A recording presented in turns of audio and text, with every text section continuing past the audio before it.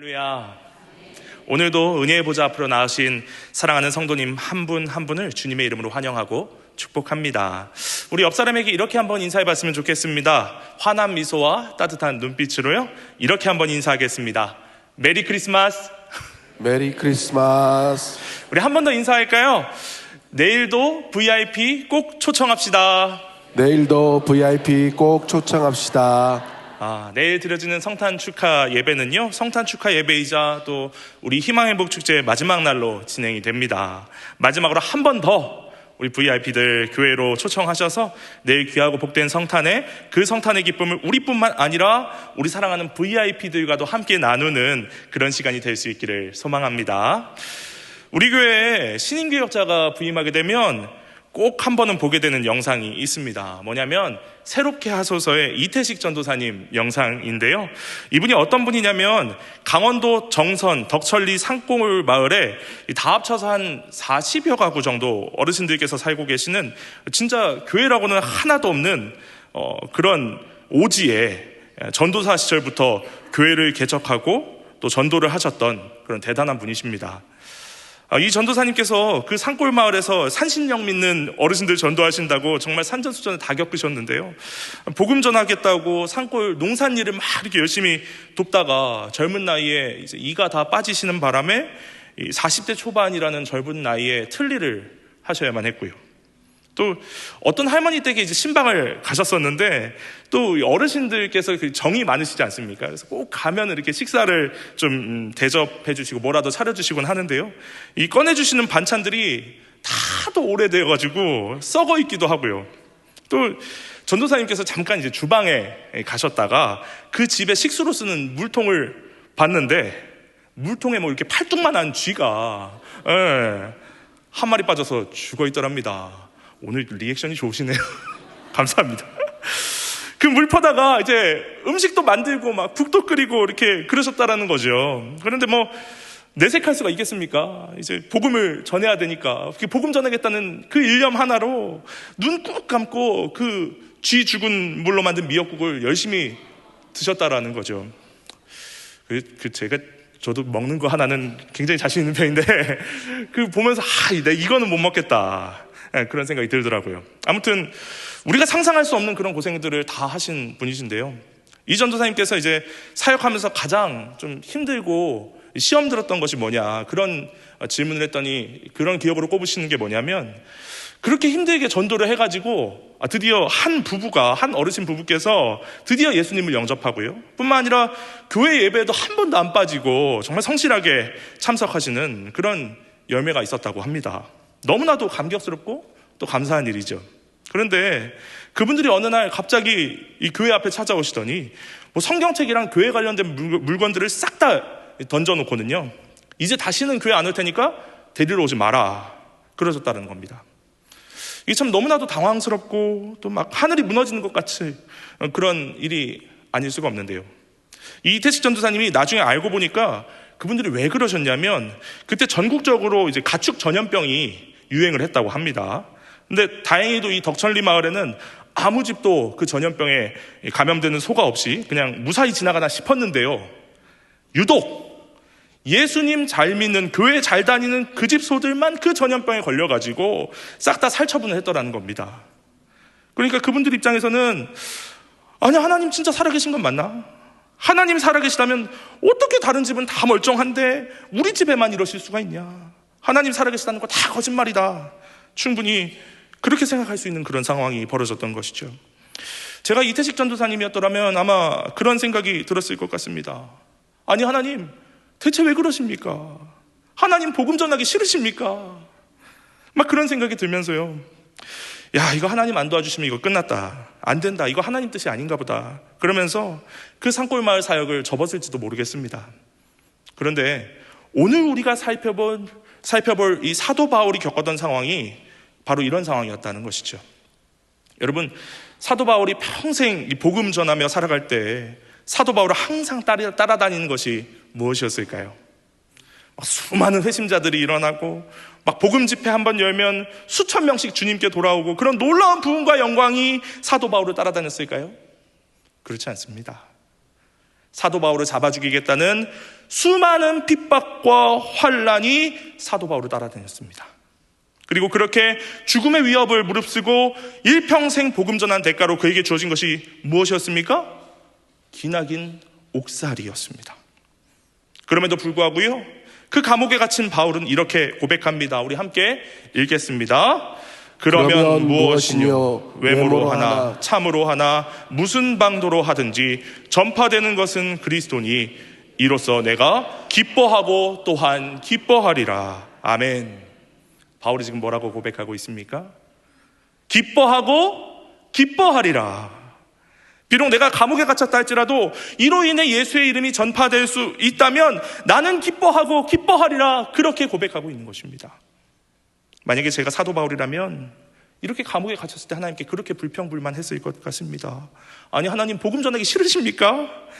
제가 지금 복음 전해야 할 곳이 얼마나 많은데, 말씀을 전해야 할 곳이 얼마나 많은데 이제는 저를 아예 감옥에 가둬버리시면 저더러 대체 어떻게 하라고 그러시는 건가요? 그런데 그럼에도 불구하고 사도 바울은 고백하는 것입니다. 나는 기뻐하고 또한 기뻐하리라.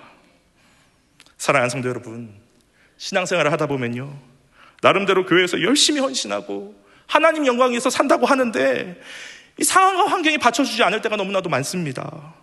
때로는 왜 이렇게 하나님께서 나를 안 도와주시나? 아니, 한 해 동안 열심히 VIP 초대했는데 왜 꼭 급한 일은 희망의 복 축제 당일날 일어나는 걸까?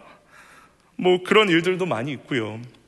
또 교회 일을 하면 할수록 이게 뭐 평안하게 흘러가는 게 아니라요, 여기저기서 문제가 생기고 나를 힘들게 하는 방해꾼들이 생기고 때로는 정말 다 내려놓고 싶을 정도로 우리를 낙심케 하는 일들이 찾아오더라는 거죠. 그런데 사도 바울은요, 일평생 그런 환난과 핍박을 경험하며 살았던 사람입니다. 동시에 그럼에도 불구하고 복음 전하는 일을 절대 포기하지 않았던, 복음 전하는 일에 목숨을 걸었던 그런 사람이 바로 사도 바울이었습니다. 그렇다면 사도 바울은 어떻게 그런 환난과 핍박 속에서도 내가 복음만 전할 수 있다면 나는 기뻐하고 또 기뻐하리라 고백할 수 있는 그런 사명자로 살아갈 수 있었을까요? 오늘 이 시간 그 비결을 여러분과 함께 나눠보고자 합니다. 자, 사도 바울이 환난과 핍박 속에서도 사명자로 살아갈 수 있었던 이유는 단 한 가지입니다. 그 한 가지 이유를 우리 함께 읽겠습니다. 바울은 예수님을 만났습니다. 바울이 그 모든 환난과 핍박 속에서도 낙심하지 않고 사명자로 살아갈 수 있었던 이유는 그가 예수님을 만났기 때문입니다. 환한 빛 속에서 찾아오신 그 예수 그리스도께서 그를 직접 만나 주셨기 때문에 어떤 환난과 핍박도 바울의 이 믿음과 사명감을 흔들 수가 없었다라는 것이죠. 사랑하는 여러분, 이 사실을 꼭 기억하셨으면 좋겠습니다. 사건과 상황으로 예수님을 바라보는 것이 아니라 예수님을 통해서 사건과 상황을 바라보아야 한다라는 것입니다. 많은 사람들이요, 자꾸만 이 사건과 상황으로 예수님을 바라보고 판단하려고 합니다. 그래서 나에게 벌어진 문제와 사건과 상황이 좋지가 않으면 예수님 정말 살아계신가? 의심하곤 합니다. 심한 경우 교회를 떠나버리기도 하죠. 그러나 여러분, 나에게 벌어진 사건과 상황과 문제가 예수 그리스도의 살아계심을 부정하는 근거가 될 수 있을까요? 결코 그렇지 않습니다. 예수님은 지금도 살아 역사하는 분이십니다. 믿으십니까? 하나님의 살아계심은 분명합니다. 믿으십니까? 그렇기 때문에 여러분, 우리는 사건과 상황으로 하나님을 바라보는 것이 아니라 하나님의 시선으로 이 사건과 상황을 바라보고 해석해야 한다는 것입니다. 바울은 예수님을 만났습니다. 그렇기 때문에 그는 예수님의 살아계심을 확신할 수 있었고, 그의 인생에 아무리 많은 핍박이 찾아올지라도, 그가 감옥 속에 갇혔다고 할지라도, 끝끝내 그가 예수의 이름으로 인해 죽임을 당해야 한다고 했을지라도 그는 절대 그 사건과 상황으로 예수님의 존재를 판단하지 않았습니다. 덕천리 교회 이태식 전도사님도 마찬가지였습니다. 예수 믿는 가정의 소들만 전염병에 걸려 죽게 되었다? 억장이 무너지는 일이죠. 그러나 여러분, 예수 믿는 가정의 소만 죽었다고 해서 이태식 전도사님이 만난 그 살아계신 예수님이 사실은 다 가짜야, 거짓말이야, 그렇게 말할 수 있겠습니까? 그렇지 않다는 것이죠. 내게 벌어진 그 어려운 사건과 상황이 나에게 찾아오신 그 예수님, 나를 인격적으로 뜨겁게 만나주신 그 예수님을 향한 믿음과 사명감을 뒤흔들어 놓을 수 없다는 것이죠. 내가 정말로 예수님을 인격적으로 만났다고 한다면, 그래서 그 예수님을 향한 확고한 믿음이 있다고 한다면, 내 삶에 어떤 사건과 상황과 문제가 찾아온다 할지라도 그것 때문에 믿음이 흔들리는 것이 아니라 오히려 예수님의 시선으로, 그 예수님의 마음으로 그 사건과 상황과 문제를 바라보고 해석하고 품을 수 있게 된다는 것입니다. 그렇기 때문에 저는 여러분에게 질문하고 싶습니다. 사랑하는 여러분, 여러분 예수님을 만나셨습니까? 여러분의 삶 가운데 정말 예수님을 뜨겁게 만났던 그 경험이 있으십니까? 사랑하는 여러분, 예수님 우리를 너무나 만나고 싶어 하십니다. 볼지어다 내가 문 밖에 서서 두드리노니 누구든지 내 음성을 듣고 문을 열면 내가 그에게로 들어가 그로 더불어 먹고 그는 나로 더불어 먹으리라. 아멘. 사랑하는 여러분, 그 예수님을 향해 여러분의 마음 문을 활짝 열어드리시기를 주님의 이름으로 축복합니다. 특별히 내일 예수님께서 우리를 만나시기 위해 이 땅에 오신 그날을 기념하며 성탄 축하 예배를 이 자리에서 드릴 텐데요, 우리 사랑하고 존경하는 담임 목사님께서 우리를 찾아오신 그 예수님에 대해서 정말로 은혜롭고 귀한 말씀 전해주실 것입니다. 저도 너무너무 기대가 되는데요, 내일 마음 문을 열고 온 가족의 손을 붙잡고 함께 이 자리에 나오셔서 우리에게 찾아오신 그 예수님을 예배 가운데 뜨겁게 만나고 교제하실 수 있는 우리 모든 사랑하는 성도님들 되시기를 주님의 이름으로 축복합니다. 그리고 그렇게 예수님을 만난 바울이 어떻게 변화되었는가 우리 함께 읽어보도록 하겠습니다. 예수님을 만난 바울에게 예수를 전하는 것보다 중요한 것은 아무것도 없었습니다. 여러분, 그 소방관의 기도라는 글을 한 번쯤은 보신 적이 있으실 것입니다. 내용은 이렇습니다. 신이시여, 제가 부름을 받을 때는 아무리 거센 불길 속에서도 소중한 생명을 구할 수 있는 힘을 주소서. 너무 늦기 전에 어린아이를 감싸 안을 수 있게 하시고 두려움에 떨고 있는 노인을 구하게 하소서. 가냘픈 신음소리도 들을 수 있게 하시고 그들의 고통까지도 품 안에 안을 수 있게 하소서. 그리고 신의 뜻에 따라 제 목숨을 잃게 되면 당신의 은총으로 사랑하는 저의 가족을 돌보아 주소서. 지금 이 기도를 드리고 있는 소방관에게 가장 중요한 것이 무엇일까요? 불길 속에서 까딱하면 목숨을 잃을 수도 있는 내 눈앞에 있는 그 한 사람을 살려내는 것, 바로 그건 아니겠습니까? 그런 상황 속에서 내 몸에 조금 생채기가 좀 나고 좀 어디 그슬리고 그런 게 지금 이 소방관에게 중요한 일일까요? 만일 내 눈앞에 죽어가는 그 한 사람을 살릴 수만 있다면 내 목숨이라도 걸겠다, 그 비장함이 저는 지금 이 글에서 느껴지는 것 같습니다. 저는 예수님을 만난 사도 바울의 마음이 바로 이 소방관의 마음과 같았을 것이라 생각합니다. 사랑하는 여러분, 예수님께서 우리를 찾아오시고 우리를 만나주시고 그래서 그 예수님을 향해 흔들리지 않는 믿음과 영생을 얻게 된 것이 우리에게는 너무나도 기쁜 일이죠. 그러나 동시에 예수님께서 분명히 살아계신다는 그 사실이 반대로는 과연 무엇을 의미할까요? 그 살아계신 예수님을 붙들지 않으면 영원한 죽음, 영원한 형벌에 처해질 수밖에 없다는 것입니다. 그렇기 때문에 이 사도 바울의 마음이 애타는 것이죠. 예수님을 만나고 예수님의 살아계심을 확실히 아는 그 사도 바울의 눈에는 예수님을 믿지 않는 사람들이 마치 불길 속에 있는, 언제 그 목숨을 잃게 될지 모르는, 내가 반드시 살려내고 건져내야 할 사람들로 보이게 되더라는 것입니다. 그렇기 때문에 그의 눈앞에 있는 한 명이라도 더 살려내기 위해서 사도 바울은 목숨을 걸었던 것이죠. 그 과정 속에서 자신이 핍박을 당하고 감옥에 갇히고 심지어는 목숨을 잃게 될지라도 한 영혼이라도 더 예수님을 만나고 한 영혼이라도 더 사망에서 건져낼 수 있다면 사도 바울은 거기에 목숨을 걸었던 것입니다. 사랑하는 여러분, 여러분은 어떠십니까? 우리들 주변에도 내가 살려내야 할 그 한 영혼이 눈에 보이지 않으십니까? 내가 모른 척하고 그냥 내버려두면 도저히 살아날 수 없을 것 같은 그 한 영혼이 지금 내 머릿속에 아른거리진 않으십니까? 다행히도 아직 희망 행복 축제는 끝나지 않았습니다. 내일 하루가 남아 있습니다. 오늘 밤에라도 꼭 생각나시는 그분에게 연락해 보시기 바랍니다. 말하면 있고 말 안 하면 국물도 없다. 꼭 한번 전화하셔서 내일 성탄절인데 뭐 하냐고, 성탄절은 원래 교회 가는 날이라고, 어렸을 때 한 번쯤은 가보지 않았었냐고 설득해 보셨으면 좋겠습니다. 또 꺼진 불도 다시 보자라는 말 들어보셨죠? 혹시 내일 오기로 이미 약속한 VIP들도 한 번 더 확인해 보시고, 또 내일 아침에 꼭 잘 챙겨주셔서 교회에 와서 함께 예배드리고 함께 예수님을 만나고 생명을 구원받는 놀라운 역사가 일어날 수 있도록 잘 챙겨봐 주시기를 부탁드립니다. 저는 이 희망행복 축제가 있어서 솔직히 좀 힘들기도 한데요, 근데 정말 너무너무 감사합니다.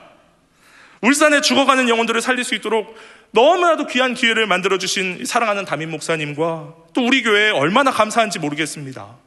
또 수천 명의 VIP들이 우리 교회에 몰려올 때마다 정말 우리 교회가 이 울산 땅의 생명을 살리는 영적 소방서의 역할을 잘 감당하고 있구나. 또 그런 생각이 들면서 우리 대형교회 성도들이 얼마나 자랑스러운지 모르겠습니다. 바라기는 내일까지 그리고 그 이후까지 영적 소방관의 역할을 잘 감당해 주시는 우리 모든 성도님들 되시기를 주님의 이름으로 축복합니다. 말씀을 맺습니다. 사랑하는 여러분, 우리 삶에는 때때로 고난과 고통이 찾아옵니다. 우리 생각으로는 우리가 하나님께 헌신할 때 그런 고난과 고통이 좀 덜 찾아오게 해줬으면 좋겠다, 그렇게 생각을 하지만요, 아니요. 우리가 하나님 기뻐하신 일을 하면 할수록 그 일을 방해하는 사단의 공격은 더더욱 거세게 몰아치곤 합니다. 그래서 교회에서 사역을 하다 보면 때때로 그렇게 고난당하는 성도님들을 만나게 될 때가 있는데요, 그런 성도님들을 만날 때, 성도님, 이제 곧 문제가 해결될 겁니다. 하나님께서 도와주실 것입니다.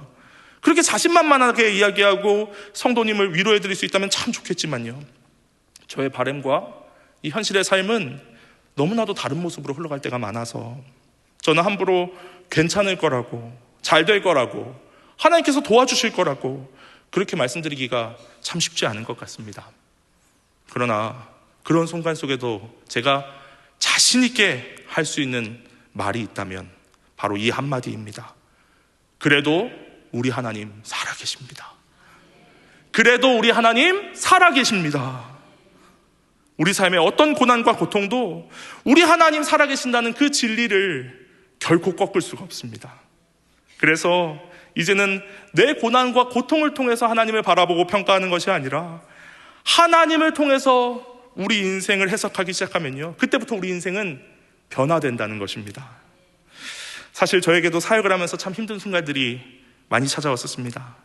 이제 많은 분들이 알고 계시는데요, 제가 작년 말 그리고 올해 초에 좀 큰 수술을 받았었습니다.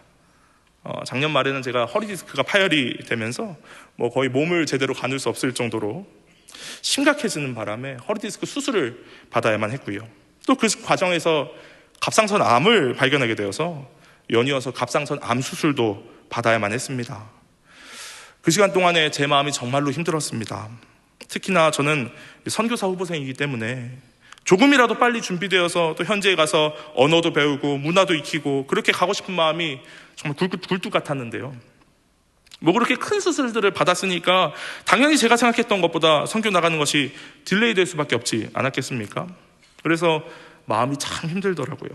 그래서 하나님, 저 내보내시기 싫으신 거 아니시냐고, 선교하기 싫으신 거 아니시냐고 부끄럽지만 그런 투정도 부리고 그랬었습니다. 그러나 여러분, 그런 저의 고난과 고통에도 불구하고 하나님은 분명히 살아계신 분이십니다. 그냥 살아계신 것이 아니라 신실하게 살아 역사하시는 하나님이십니다. 제가 선교지에 가는 것은 조금 늦춰졌을지 몰라도요, 하나님의 일하심은 결코 늦춰지거나 쉬는 법이 없으셨습니다. 무슨 일이 있었냐 하면요, 제가 선교지에 갈 수가 없으니까요, 하나님께서 한국에 있는 저의 곁으로 이 태국인들을 한 영혼 보내주시더라고요. 그렇게 올해 초부터 우리 교회에는 이 경상도 땅에 전무한 태국인 예배가 세워지게 되었고요, 작년에 딱 한 명의 태국인 크리스천을 함께 이제 예배 드렸던 너무나도 귀한 사역, 그 사역이 지금은 20명 내외의 태국인들이 모여서 함께 예배 드리는 너무나도 귀한 사역, 귀한 공동체가 되었습니다. 지난 추석에는 이렇게 태국인들이 함께 전국 태국인 수련회, 서울에서 열리는 수련회에 함께 참여하기도 했고요. 이번 희망행복 축제에 저희 태국인 예배부도 자체적으로 전도 축제를 진행했는데요. 40명이나 되는 사람들이 함께 모여서 예배드리는 정말 놀라운 은혜도 경험할 수가 있었습니다. 그때 제 마음에 이런 고백이 나오더라고요. 하나님, 제 선교는 조금 늦어졌지만 하나님의 일하심은 한 번도 늦어지거나 멈춘 적이 없으셨네요. 그 순간 왜 제 마음대로, 제 계획대로 제 인생이 풀리지 않는 거냐고 투덜거렸던 저의 모습이 참 부끄럽게 느껴졌습니다. 제가 선교를 나가려고 했던 것도 결국은 믿지 않는 태국인들에게 복음 전하기 위해서 나가려고 했던 것인데, 하나님은 저보다도 더 큰 열심과 계획으로 이미 그 일을 행하시고 계셨었는데, 저는 고작 제 계획대로, 제 뜻대로 이루어지지 않는다고 해서 온갖 불평과 불만을 제 마음속으로 쏟아냈던 것이죠. 사랑하는 성도 여러분, 마지막으로 오늘 설교 제목을 다시 한번 마음에 새기고 싶습니다. 여러분은 예수님을 만나셨습니까? 예수님을 만나고 예수님이 지금도 살아계신다는 강한 확신이 여러분 안에 있으십니까? 그렇다면 예수님을 만난 사람은 상황이 흔들려도 결코 무너지지 않습니다. 예수님을 만난 사람은 막다른 길을 마주하더라도 절대 멈추지 않습니다. 예수님을 만난 사람은 조금 늦어질 수는 있어도 절대 헛되이 살아가지 않습니다. 사랑하는 여러분, 우리 예수님 살아계십니다. 그분은 우리를 만나기 원하시며 오늘도 우리를 통해 일하기를 원하십니다. 그 예수님을 더 깊이 만나고 더 담대히 전하며 살아가는 우리 모두가 되기를 주님의 이름으로 축복합니다. 이 시간 다 함께 기도 제목을 읽고 함께 기도하시겠습니다. 사랑의 하나님, 우리를 만나시기 위해 이 땅에 오신 예수 그리스도를 다시 깊이 묵상하게 하시니 감사합니다. 우리가 사건과 상황으로 예수님을 바라보는 것이 아니라 예수님을 통해서 우리의 삶을 바라보는 믿음을 회복하게 하옵소서. 지친 마음에는 위로를, 흔들리는 믿음에는 확신을, 사명을 잊고 있었던 심령에는 다시금 성령의 불을 붙여 주옵소서. 마지막까지 영혼 살리는 일에 목숨을 거는 우리 모두가 되게 하여 주옵소서. 다 함께 통성으로 기도하시겠습니다. 아버지 하나님, 감사합니다. 오늘 이 시간 우리를 만나주시고, 아버지 하나님, 이 시간 우리에게 오신 예수 그리스도를 다시 한번 깊이 묵상하게 해주시니 감사를 드립니다. 아버지, 우리 인생을 찾아 살아가면서 참으로 많은 고난과 핍박들, 환난들이 우리 가운데 찾아옵니다. 때로는 혼자 남겨진 것 같은 외로움과 아픔들이 우리 가운데 찾아옵니다. 그러나 아버지 하나님, 그런 사건과 상황으로 하나님을 바라보고 평가하는 것이 아니라 하나님의 시선을 통하여서 우리 인생을 바라보고 해석할 수 있는 믿음을 우리 가운데 허락하여 주시옵소서. 살아가면서 지친 많은 영혼들 가운데 아버지의 위로를 허락하여 주시고, 아버지 흔들리는 믿음 가운데 하나님 도마에게 그러셨던 것 같이 큰 확신을 아버지 허락하여 주시고, 아버지 우리 가운데 다시금 성령의 불을 붙여주셔서 예수님 전하는 그 사명을 가지며 살아갈 수 있는 우리 모두가 될 수 있도록 주여 역사하여 주시옵소서. 마지막까지 복음 전하는 살아계신 하나님 아버지, 오늘 말씀을 통해 다시 한번 우리에게 찾아오시는 예수 그리스도를 바라보게 하시니 감사드립니다. 환난과 핍박 속에서도 복음 전하는 일을 기쁨으로 여겼던 사도 바울처럼 우리도 예수님을 만난 사람으로 살아가게 하옵소서. 상황과 환경이 흔들릴 때마다 믿음이 흔들렸던 우리의 연약함을 고백합니다.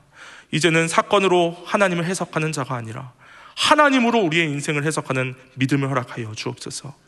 우리 주변에 아직 예수님을 알지 못하는 그 한 영혼을 향한 영적 소방관의 마음을 우리에게 부어주시고, 편안함보다 사명을, 계산보다 순종을 선택하게 하옵소서. 특별히 이 성탄의 때에 우리의 입술과 발걸음을 사용하셔서 한 영혼이라도 더 주님께 인도하는 도구가 되게 하여 주시옵소서. 고난 속에서도 여전히 살아계시는 하나님을 신뢰하며 조금 늦어질 수는 있어도 헛되지 않은 인생, 끝까지 복음 붙드는 인생으로 살아가게 하옵소서. 살아계신 우리 주 예수 그리스도의 이름으로 기도하옵나이다. 아멘.